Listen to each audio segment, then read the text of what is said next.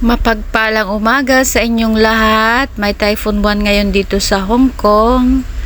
Ewan ko kung dadaan yung bagyo dito, kaya medyo makulimlim ang panahon.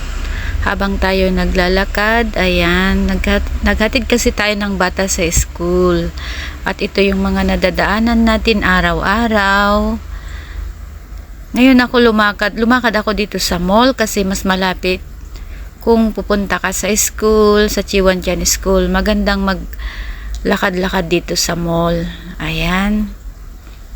Tapos, dumaan na rin ako para bumili ng vegetable. Ayan, ang daming mga buhay na malalaking king crabs, yung tawag nila dyan, guys.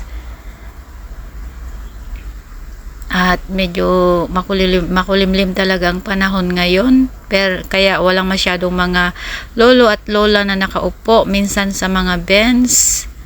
Ayan, na late na siguro si kuya kaya nagtatatakbo na. Ayan. Ang ganda ng bulaklak na to, guys. Nagputi at saka pula.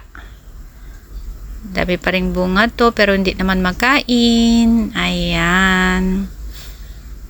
At nagagandahang mga bulaklak. Pumunta rin ako kanina sa park sa may yellow flowers, kaya lang ay wala akong battery kanina doon. Kaya hindi ko na kinunan. Ayan. Tapos nadatnan ko tong mga alaga ko, mga babies. Ayan, malalaki na yung iba.